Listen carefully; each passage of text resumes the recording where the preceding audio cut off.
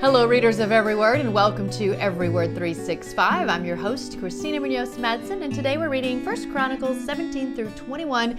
Do you feel like you've already read about this stuff in 1 Chronicles? That's because you have. But as the Daily Walk today mentions, it's from a different perspective and a priestly view, and leaves out some of the information that was included previously. So if someone were writing about your younger years and you knew your children would someday read it, what would you include? Or more importantly, what would you omit?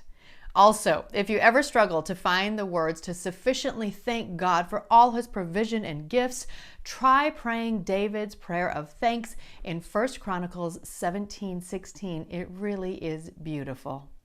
And every time I read this part, I always wonder why God was so upset about David taking a census. Well, there's a link that has really helped me from Got Questions, and so maybe it'll help you too. Of course, I include these links because they have a lot of answers. I don't have a lot of answers. I'm just sharing and encouraging. So that's why I include a lot of links from Got Questions, and this one really helps me understand. As to why God was angry at David, in those times, a man only had the right to count or number what belonged to him. Israel did not belong to David. Israel belonged to God. In Exodus 30:12, God told Moses, when you take a census of the Israelites to count them, each one must pay the Lord a ransom for his life at the time he is counted. Then no plague will come on them when you number them. It was up to God to command a census, and if David counted, he should only do it at God's command, receiving a ransom to atone for the counting.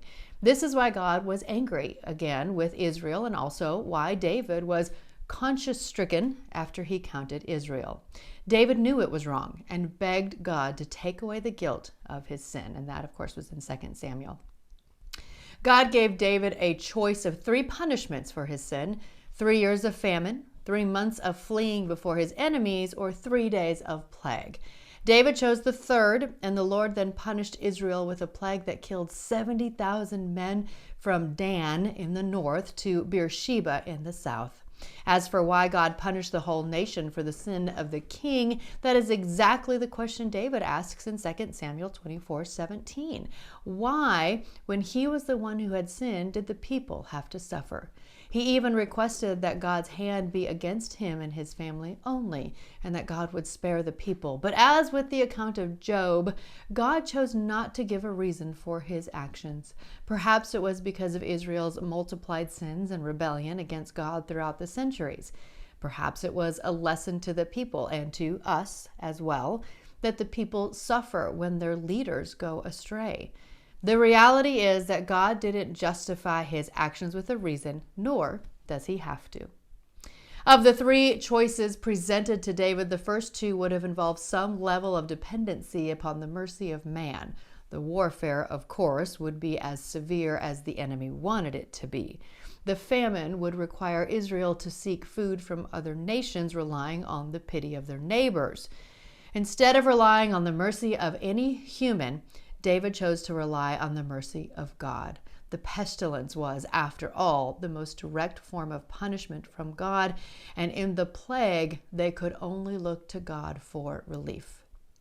The psalmist tells us, as for God, his way is perfect. That is Psalm 18:30, if you're looking. If God's ways are perfect, then we can trust that whatever he does and whatever he allows is also perfect. Our responsibility to God is to obey him, to trust him, and to submit to his will, whether we understand it or not. What a huge statement.